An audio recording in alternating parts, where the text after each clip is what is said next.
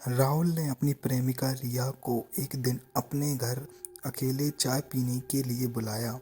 रिया शाम को 7 बजे राहुल के घर आती है।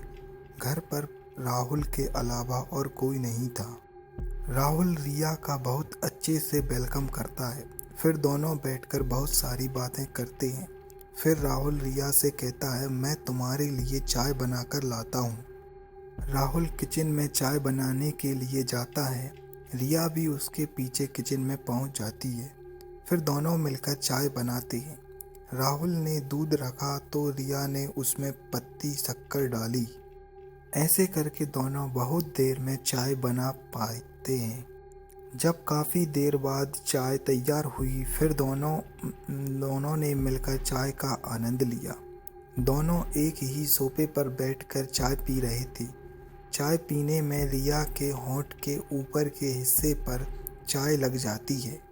राहुल रिया के होंठ पर लगी चाय को अपने हाथों से पोंछता है।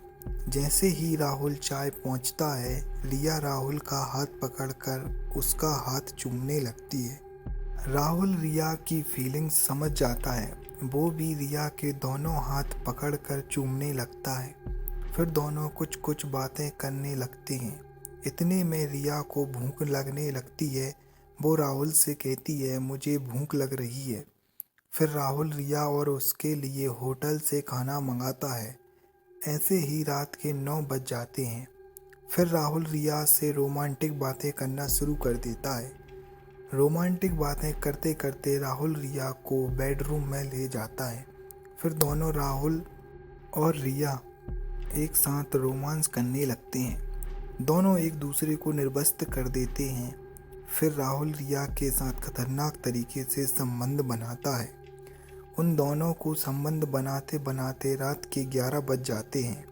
रात को 11:15 पर राहुल के मम्मी पापा घर आ जाते हैं। राहुल की नींद खराब ना हो इसलिए वह लोग दबे पांव घर के अंदर आते हैं। और जैसे ही वो लोग अंदर आते हैं तो देखते हैं कि रिया और राहुल संबंध बना रहे होते हैं। ऐसा नज़ारा देखकर वो लोग दंग रह जाते हैं और राहुल रिया पर बहुत तेज गुस्सा करने लगते हैं। फिर राहुल के मम्मी पापा रिया के मम्मी पापा को बुलाते हैं और उनको पूरी बात बताते हैं। रिया के मम्मी पापा राहुल और उसके घर वालों के खिलाफ हो जाते हैं और राहुल और उसके घर वालों की पुलिस में शिकायत करा देते हैं। रिया राहुल से सच्चा प्यार करती थी। उसने अपने घर वालों को मनाने की बहुत कोशिश की, पर घर वाले नहीं मानते। एक दिन रिया ने उसकी मम्मी से कहा कि अगर आप लोग नहीं माने तो मैं अपनी जान दे दूंगी। लेकिन उसकी बात का उसके घर वालों पर कोई असर नहीं हुआ। फिर उसी दिन शाम को 7 बजे रिया ने अपने कमरे का गेट बंद करके फांसी लगा ली। दोस्तों, इस तरह से दोनों परिवार बिखर गए। दोस्तों, हमारी यह कहानी यहीं पर समाप्त होती है। इस कहानी को सुनाने का उद्देश्य किसी भी अपराध को बढ़ावा देना या किसी की भावनाओं को ठेस पहुंचाना नहीं है, बल्कि इस कहानी को सुनाने का उद्देश्य ऐसे अपराधों से सचेत रहना है।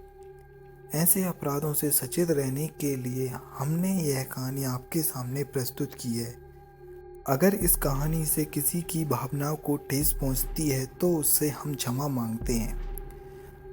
दोस्तों, वीडियो में अंत तक बने रहने के लिए धन्यवाद।